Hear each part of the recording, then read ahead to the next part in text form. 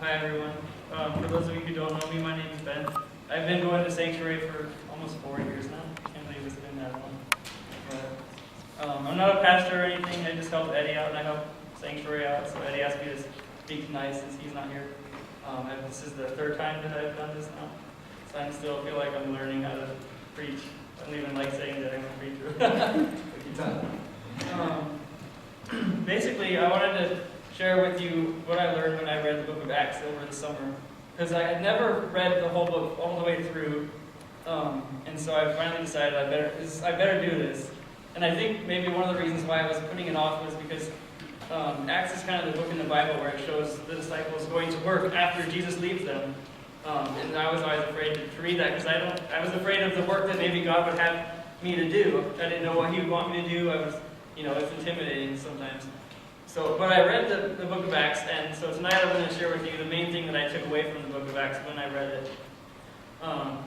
So obviously, the majority of the book of Acts is about the Apostle Paul.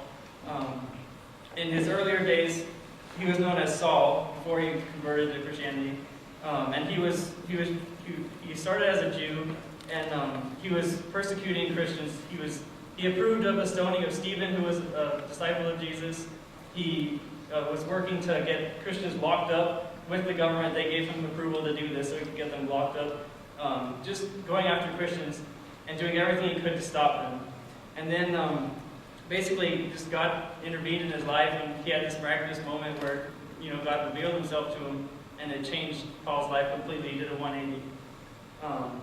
So instead of me reading scripture to you and just reading up here, I wanted to be more interactive. So I have these names up here, and this is going to be like in the movies where they get all the actors together before they shoot a movie, and they read the script through together. So I wanted to see if anyone would be interested in doing that. I need 5 people to read one of these parts. Matt, what part do you want to read? I guess I'll be the narrator. The narrator? Okay. And then Andre, what part do you want to read? God. Okay. Anyone else? Allie? Sure. Okay, what part do you want to read? Who do you want me to It could be the crowd or Ananias or I'll be Ian, the do you want to crowd. Paul?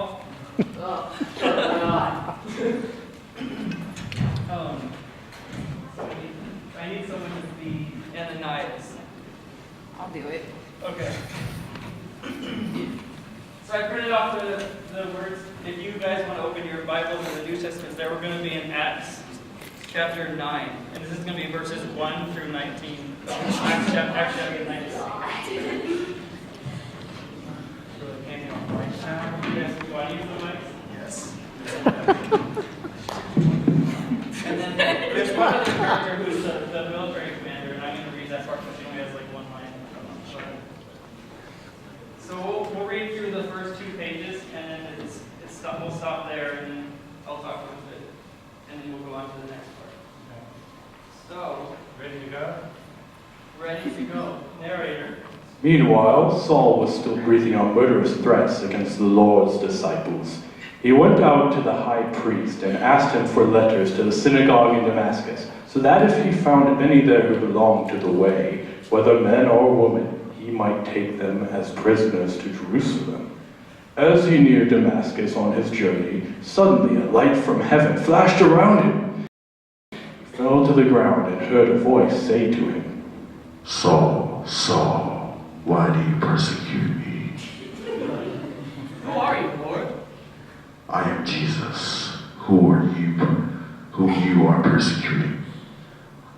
Now get up and go into the city. You will be told what you must do. The men traveling with Saul stood there speechless. They heard the sound, but did not see anyone. Saul got up from the ground, but when he opened his eyes, he could see nothing. So they led him by the hand into Damascus. For 3 days he was blind, and did not eat or drink. In Damascus there is a disciple named Ananias. The Lord called out to him in a vision. Ananias, Yes, Lord. go to the house of Judas, Straight Street, and ask for a man of Tarsus named Saul, for he is praying. In a vision, he has seen a man named Ananias come and place his hand on him to restore his sight. Lord, I have heard many reports about this man and all the harm he has done to your holy people in Jerusalem.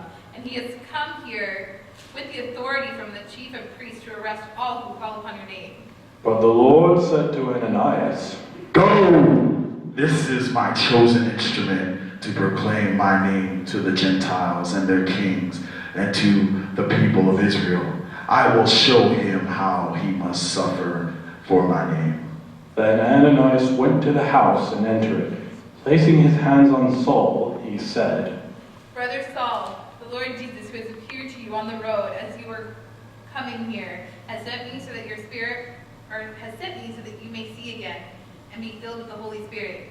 Immediately, something like scales fell from Saul's eyes, and he could see again. He got up and was baptized, and after taking some food, he regained his strength. Okay, we'll stop there for a second. So this is Paul's story. This is how God revealed himself to Paul, and Saul's life changed at this moment. He decided to follow God and follow Jesus, and become an apostle and a missionary for Jesus, to go out and share the good news to people.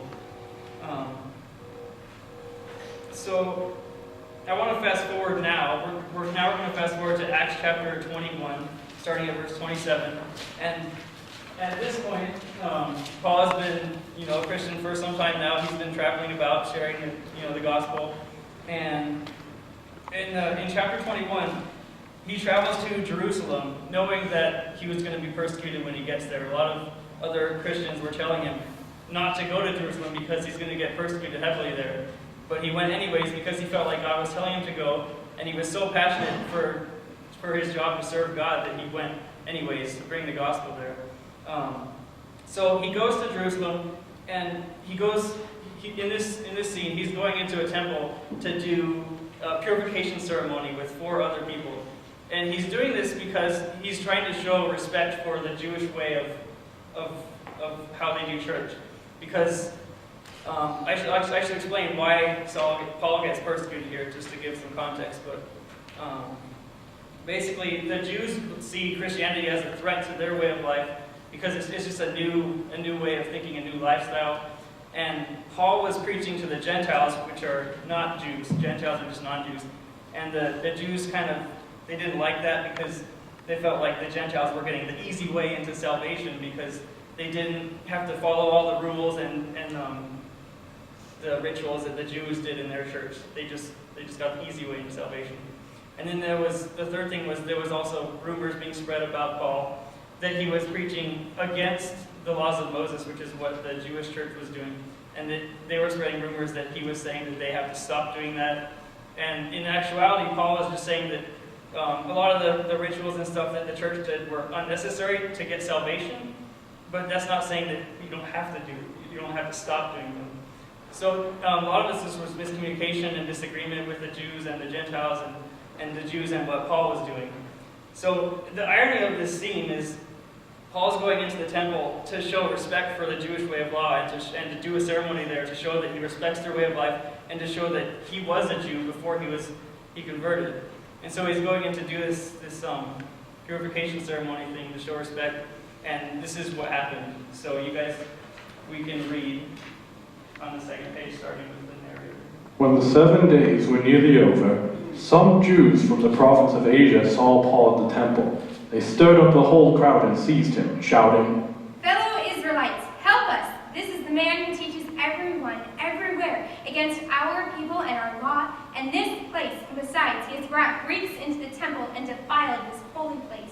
They had previously seen Trophimus, the Ephesian, in the city with Paul, and assumed that Paul had brought him into the temple.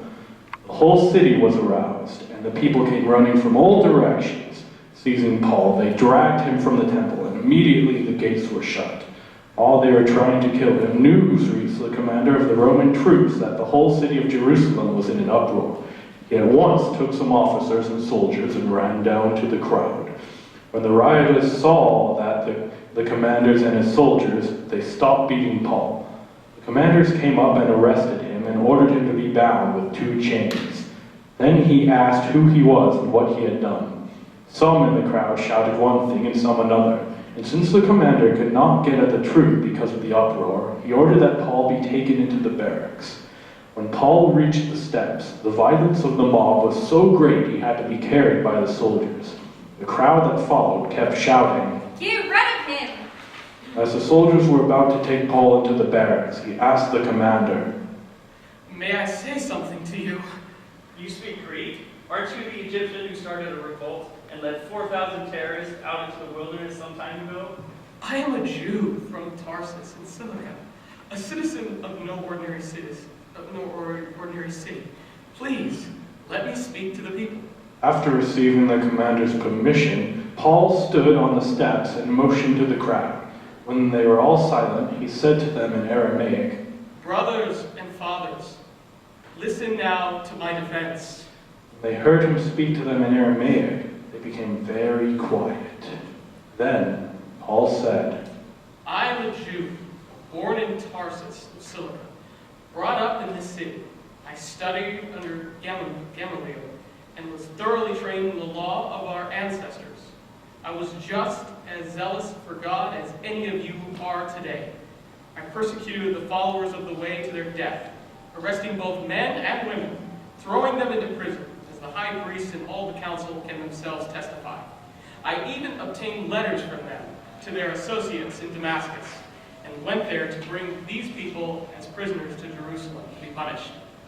At noon, as I came near Damascus, suddenly a bright light from heaven flashed around me. I fell to the ground and heard a voice say to me, Saul, Saul, why do you persecute me? Who are you, Lord? I asked. I am Jesus of Nazareth, who you are persecuting. My companions saw the light, but they did not understand the voice of him who was speaking to me. What shall I do, Lord? I asked. Get up and go into Damascus. There you will be told all that you have been assigned to do. My companions led me by the hand into Damascus, because the brilliance of the light had blinded me. A man named Ananias came to see me. He was a devout observer of the law and highly respected by all the Jews living there. He stood beside me and said, Brother Saul, receive your sight. and at that very moment I was able to see him. Then he said, The God of our ancestors has chosen you to know his will and to do, or to see the righteous one and hear the words from his mouth. You will be his witness to all the people of what you have seen and what you have heard. And now, what are you waiting for? Get up, be baptized, wash your sin away, calling on his name. When I returned to Jerusalem and was praying at the temple, I fell into a trance and saw the Lord speaking to me. Quick, leave Jerusalem immediately, because the people here will not accept your testimony about me. Lord, I replied, these people know that I went from one synagogue to another, to a prison, and to beat those who believe in you. And when the blood of your martyr Stephen was shed, I stood there giving my approval and guarding the clothes of those who were killing me. Then the Lord said to me, Go, I will send you far away to the Gentiles. The crowd listened to Paul until he said this. Then they raised their voices and shouted, Rid the earth of him! He's not fit to live! Thank you guys. Round of applause for Ashley.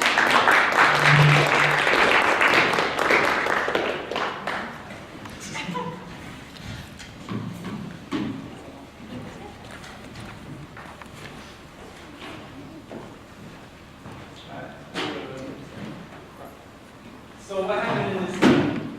Basically, so he went into the church to kind of show respect for the Jewish church, and then the Jews they didn't see what he was doing at all.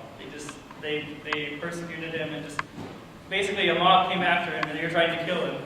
And the military soldiers come in, the commander arrests him, and by doing that, he pretty much saves Paul's life from this mob that was going to kill him. And at that point, Paul's like, you got to let me speak to these people. And you know, if I was Paul, I don't know why he would want to speak to these people that are trying to kill him, this crazy mob of people. I would be like, get me away from these people. You know, I wouldn't want to talk to any of them. You know, I would be angry at them. But he goes, no, let me talk to them and plead my case. And what he does is he just shares his testimony. He shares what God did in his life and why he's a follower of Jesus, the way. And he shares his story. And I just thought, when I was reading this over the summer, I just thought that was what stuck out to me, because that's really what Paul does around his whole life. He goes around telling people his story about how God showed up in his life, and what God did in his life. And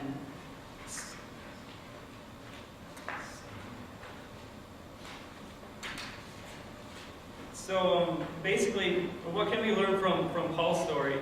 And from this story, from Paul's life, we can learn that God's willing to forgive anyone, regardless of their past. And because we read about Paul's past when he was, murdering Christians. He approved the stoning of one of the disciples, helping just getting them locked up. And I think it's an amazing story that Paul turns into one of the most influential people in the Bible. The Apostle Paul wrote a bunch of books in the Bible, which were letters to churches, and just the passionate person he became as a missionary in a scene like this, where he's preaching to a mob that was trying to kill him just moments ago. So, and this is a testament to show that God has a calling for all of us. He has a calling for someone who's persecuting and murdering Christians if they decide to turn around and follow Jesus. He has a calling for all of us, and he has work for us to do, to serve him and to spread the gospel and spread the good news, like Paul was doing. And really what I took away with this was, Paul was just sharing his testimony, and he wasn't one of the 12 disciples that was walking with Jesus when Jesus was in the flesh walking the earth. So Paul's life is really a model for us to follow. That's why I was saying earlier that the book of Acts is kind of a book that shows us as disciples of Christ what we can do now that Jesus has gone back up to heaven and he's left the earth as in the flesh. And that mission is just to share the news about Jesus and what he's done for us. And Paul didn't really have any stories to tell about what Jesus had done like the 12 disciples did, because they lived with Jesus when he was in the flesh, and they walked with him and saw all the miracles that he did, all the stories they can tell about that. Paul didn't really have those stories to tell. And neither do we, because we didn't really walk the earth when Jesus was in the flesh. But what we do have is we can tell stories about what God has done in our lives. Because God is still with us, and he can work in our lives through us.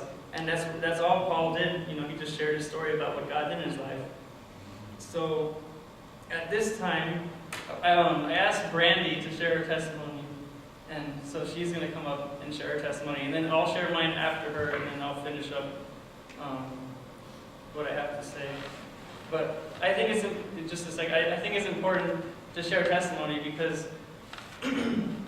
there's really power. There's a lot of power to sharing people's testimony, and to share how God is working in each other's lives. And I'd encourage all of us to share with each other what God has done in your lives, because it can encourage someone who's really struggling in their walk if maybe they don't see God working in their life, or they don't see what to do next in their walk with God. And if it's encouraging to me, it is encouraging to other people to see how God is working in other people's lives around us. And the other thing is, it's good practice for us, because as Paul was doing, he was just going and sharing his story about what God has done in his life to other people, and in doing so, he was spreading the gospel. So we can do that. We don't have to do it like Paul did, preaching to an angry mob of people trying to kill us. But just to your friends, and when they ask you, what do you believe? You just tell them, I believe in God, I believe in Jesus, and this is why. And you can tell them, what God has done in your life, and how he showed up. So, Brandy.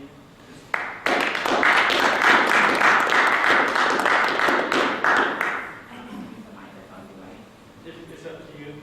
Can y'all hear me okay, or do I need to use the microphone? This means yes, this means no. We can hear you. You can hear me. All right. Oh my goodness. Put it down. I'm just gonna. Sorry. It's all right. You can fall. It's the music. I don't know how to use one of these. I do today. Anyways, okay. I'll just close my Bible. All right. I guess you already know my name is Brandy, and I'm gonna have a song playing in the background where I'm speaking. This song is by Britt Nicole, and it's called "Walk on Water," and it's basically about how we have troubles around us, but if we have faith, we can walk on water too. If we just step out to the unknown and we just follow God. Well, I was saved when I was 18 years old, And I'm a pastor's daughter, so being a PK is kind of hard, and you have to kind of like live up. I think I had to live up to my dad's standards, because being a pastor's daughter was very hard sometimes, because you had everybody, what I did reflected back on my father. So I was always watched. But I remember when I was saved when I was 18, and my dad got to baptize me, and I am proud to be a pastor's daughter. So I'll get that later on in the next testimony. But I remember when after I graduated, I moved to my stepmom and my dad's house. And my dad, when we moved to Arizona, he became real sick. And we found out he had to have triple bypass surgery. And I asked the Lord, why are you doing this to my family? Why? My dad's well, he's happy, he put us here for a reason, and then he's having triple bypass surgery. Why are you doing this? And I was not understanding why this is going on in my family. And we almost lost my dad 3 times in a matter of 2 months. And it was one of the hardest experiences I ever had. So I was like, you know what? I'm going to get back at God. I'm going to leave Arizona, and I'm going to go to a place that I don't want to go to, and that's my mother's house, because I know that I can live how I want to, do what I want to. So I pulled my dad aside, and I said, you know what? I'm mad at God, I'm mad at the world, and I want to move to Oklahoma. And he was like so taken by like, what are you doing why are you doing this to your life? And I said, I don't care what I'm doing to you, and I don't care what I'm doing to God. So I left, and I packed all my stuff, and I spent over $3,000 to get with my stuff. And so I moved to my mom's house, and I was a party girl. I met some friends at my work, and I started drinking, I started partying, I was doing some stuff that I wasn't very proud of, and I met this guy that I should have never met, and he brought me down lower than my standards. And then I was invited to this. I'm sorry I'm not looking at you guys, but if I look down, it makes me more.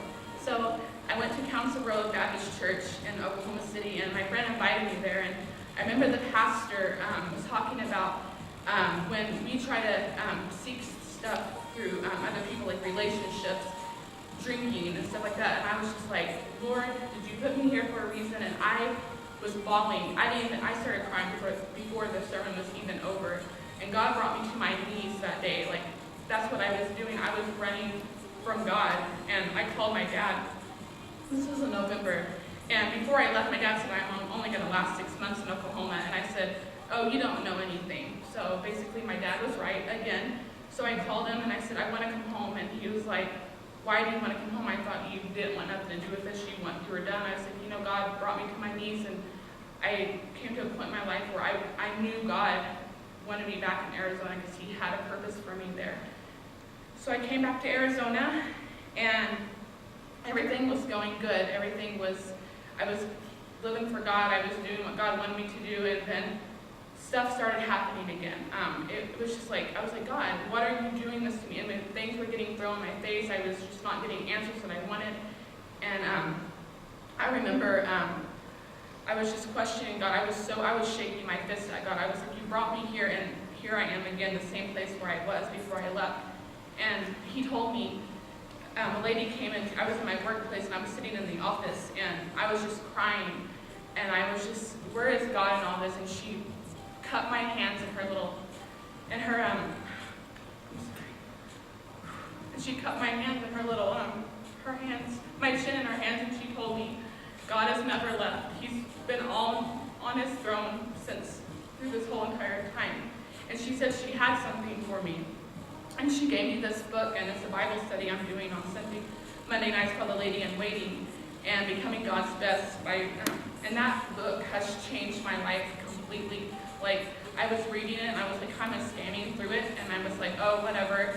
And then I read it again, and I was just highlighting stuff that really stood out to me. Lady of security, lady of contentment, lady of purity, lady of virtue, lady of diligence, and all these, what God wants a lady to be, a woman after his own heart.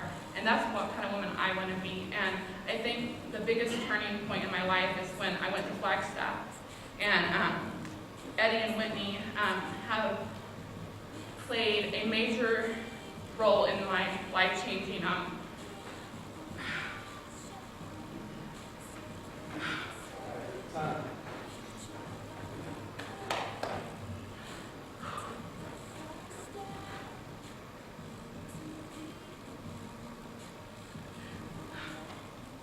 remember my daddy asked me to drive to Flagstaff, and I was like, oh, I can't do that.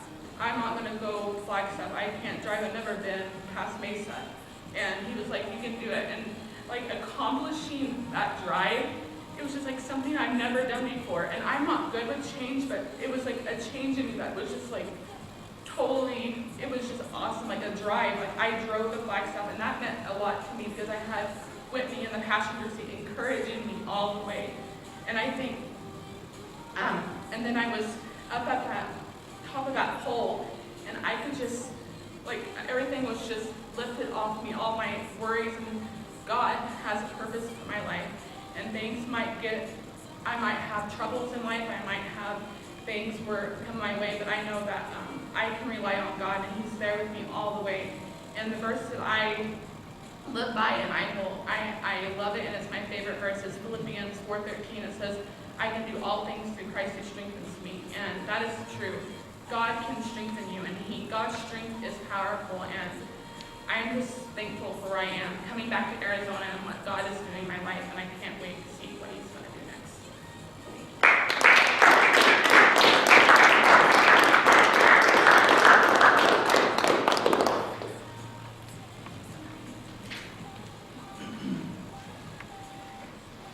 Thanks, Brandy, for being willing to share with us.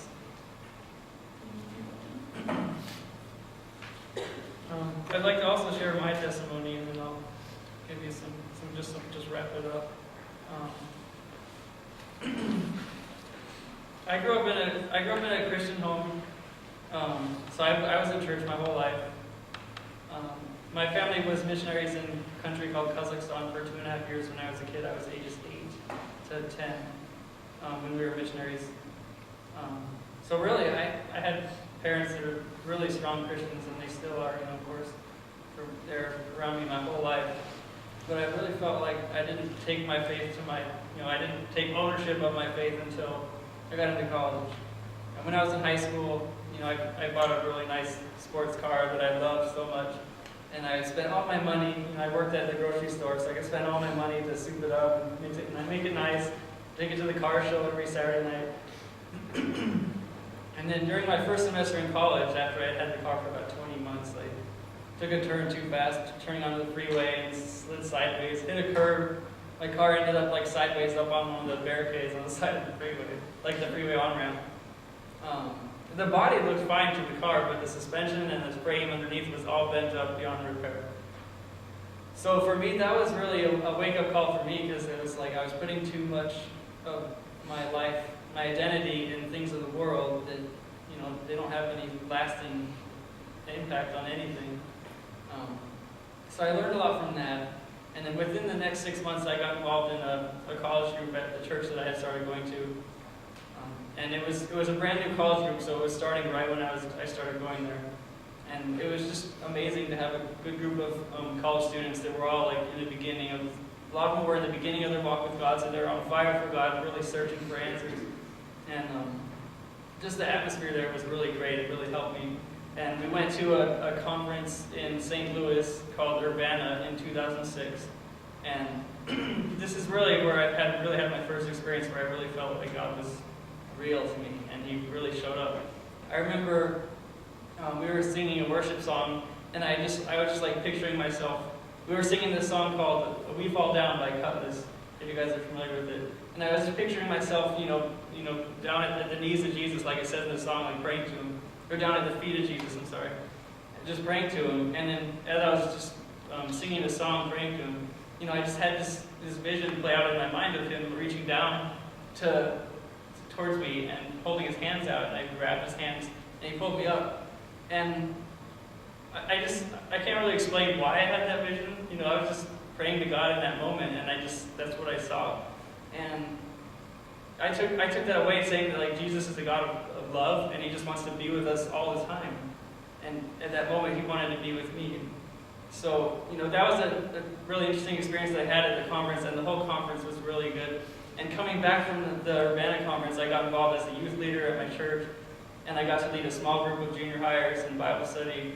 And I even got to use my passion for doing film production and making videos.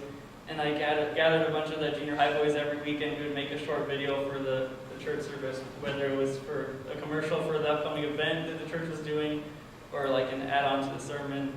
But, you know, during that time, I really felt like God was starting to use me and my talents, and I was able to pour my life out into these junior high kids. And even at work, I was working at a tire and auto shop at the time, and I felt like I could see God giving me opportunities to share my faith with people. Like one of my friends he was a young believer who was going to church, and I had lots of opportunities to encourage him when he had trouble in his life, like when his mother was going through health issues. I could encourage him. So really during that period of my life, I saw God giving me so many opportunities that he was using me to share the gospel and to build disciples through junior high students. And it was just an amazing time in my life.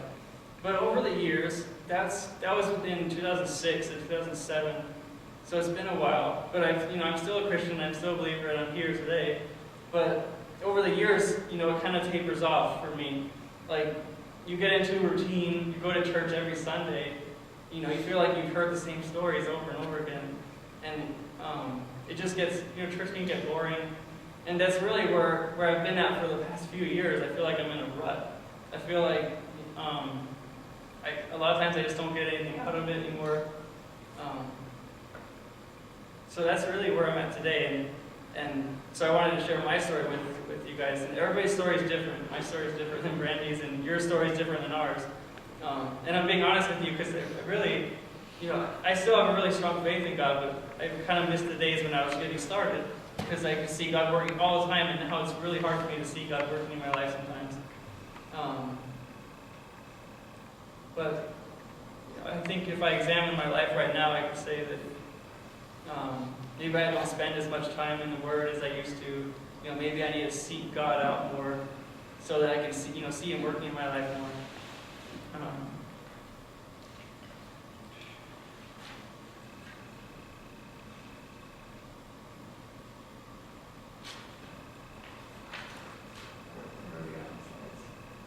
We go to the next one. So, basically, my question was to you guys is what has God done in your life? And just to reflect on that. And maybe you're like me, and maybe you feel like you haven't seen God do a lot in your life recently, but you know that He did, in the past. And so that's why you believe in God and you believe in Jesus. And then maybe you don't know if God's worked in your life at all. Maybe you can look at your life and say, I don't know if I've seen God work in my life at all. So I just wanted to give some encouragement to these people, and I'm included in that boat because I, just feel like I've been in a rut with my walk with God recently. So I just wanted to share some ideas to get out of that rut and to see how to figure out how to see God work in your life. So first of all, if you're in my shoes where you're trying to rekindle the fire, our relationship with God is like a campfire. We went camping a few weeks ago, and some of us did. It was a lot of fun. And I just thought of this analogy. Our walk with God is like a fire. We can spray some lighter fluid on it, and it's big and it's burning, a big fire right away. It's easy to start the fire. And then, over time, the fire's going to start to dwindle, and we have to do work to keep the fire up. We had to go get firewood and chop up the wood and bring it back to the campfire to keep it burning. And, that's like our walk with God. For me, it was really easy to get started. I was on fire for God at the time, and I saw God doing all these things, and I was spending time in the Word and pouring my life out in the junior high boys and at my coworkers, And then I'm at here today where I need to start putting more on the fire to keep it burning. I need to spend more time in the Word. I need to spend more time in prayer. I need to spend more time, pouring myself into others, like Eddie has been saying the past 2 weeks, to disciple others. My encouragement to you guys, if you're in the same boat as me, is just really seek God out, with all your heart and all your soul. Because some weeks I would go a week, and the only time I would read the Bible is maybe 10 minutes on a Saturday morning, and that's really not going to cut it. Because God wants us to seek us with all your heart, with all your soul. And He says, if you seek God, you will find Him. But if you're only spending 10 minutes in the Word a week, you're not really seeking God with all your heart, with all your soul. And really, that's the conclusion that I came to, because that's where I've been at for maybe a few years. I have good weeks and bad weeks. Of course, this week was a good week because I had to prepare for a sermon and lead a Bible study on Thursday night. So I spent a lot of time in the Word. But other weeks, I don't. So I'm just being honest and confessing that to you guys. But, so I would encourage you just to seek God out with all your heart. And then I also wanted to give some encouraging thoughts, like ideas to rekindle your relationship with God, and some different things to do. Some people like having a sacred place to go to meet with God. Like if you have a special place where you feel like you can escape everything in your life, all the chaos, and just focus on God. Like we did that prayer room last month or a few weeks ago, and stuff like that is helpful because you're in this controlled environment where you feel like you're escaping from the rest of your life, and you can just focus on God. When I was in college, I would go up on the roof of the house that I was living at and just lie down and stare up at the stars and pray, before I go to bed sometimes. And I had some really special times doing that. And I also knew a guy when I was in college who, he bought his car and he didn't have a stereo in it, but he couldn't afford a stereo when he got it, so he just didn't buy a stereo. And so, because it was quiet and boring driving in his car, he would just use that time to pray to God and talk to God and get everything off his chest. And then later on, he had the money to buy a stereo, but he decided not to buy a stereo because his car had become a sacred place for him. He's like, when I get in my car, that's my place, that's my time with God. When I get in my car, I have to drive, but I'm talking with God, I'm praying. And so he said, I'm not getting a stereo for my car. So those are just some little ideas, if you want to branch out and think of some ways to rekindle your walk with God and find some special moments or special places you can go to meet with God. And the other thing is make sure you're scheduling time for God. If you're busy, or if you're like me, you just get lazy one week and you just forget about it, or you just put it off, procrastinate. Sometimes it's just hard to make time to read the Word and spend time with God if you're not scheduling it in your calendar. So, I encourage you to do that too. And then, lastly, reflect on why you decided to follow Jesus in the first place. Because really, that's what I'm doing tonight. Is I was reflecting on the years and how I've just gotten into a rut, and every week feels the same. I feel like I'm in that movie, The Groundhog Day, where you wake up every day and the same day again. But reflect back on what God did in your life that made you believe in Him, and just hold on to that, cherish that. God is real, and even if you go through a dry spot in your life, He's still watching over you. He's still there, and maybe God's waiting for you to pursue Him. And then I also wanted, to address, people that maybe they don't feel like God has ever shown up in their life. Maybe you don't know if God is real. Maybe you don't know. Maybe God has shown up in your life and you don't know where. But I would. For those people that are really searching, I really commend you for being here and for searching and for being in this atmosphere at Sanctuary. And I would just encourage you to keep going. Keep talking to your friends and just, reading the Bible and just seek for answers. And it's really the same for all of us to seek God with all your heart, with all your soul. And if you can go to the last slide, I just looked up all these passages in the Bible, and I'm not usually one to pick one verse out of the Bible and just read it because it can be taken out of context if you don't read the whole passage that it's in. But if you look at all these verses, they all say really the same thing. And if something is said this many times in the Bible, I think it means something a lot. And all these verses say, that we need to seek God with all our heart. Proverbs 8:17, I love those who love me, and those who seek me will find me. Jeremiah 29:13, you will seek me and find me when you seek me with all your heart. James 4:8 on the bottom, come near to God and He will come near to you. Though that's just a handful of the ones that I found. And I just thought, reading all this, God's trying to say something here. You can't just go through your life reading the Bible for 10 minutes a week and expect God to show up in your life.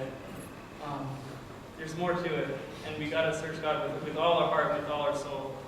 So, that's really all I had to say tonight. I wanted to just share what I had learned from reading the book of Acts and just share with you guys where I'm at with my walk with God, and encourage you to just evaluate your testimony and just look back at your life and what God has done.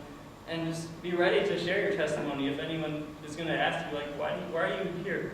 Why do you go to church on Sunday nights? Why do you read your Bible? Why do you believe in God? And just have an answer for that when people ask you. So you can do what Paul did and share people, the good news about Jesus and God and what God has done in your life and why you believe. So that's all I got for you guys. But I'll pray us out, and I thank you guys all for being here. God, I just thank you for this night. I thank you for everyone that's here. And I just pray that you touch everyone that's here right now, whether they believe in you, whether they don't believe in you, or whether they're going through a dry time in their walk with God, walk with you. I just pray that you would show them how to seek you out. That you would show us how to seek you so that we can see you work in our lives, God. Help us learn to make the time to seek you with all our heart, with all our soul, and not just be lukewarm Christians like you don't want us to be, God. So I just thank you for this time, God, and ask you just bless our week. Amen. Thank you, God.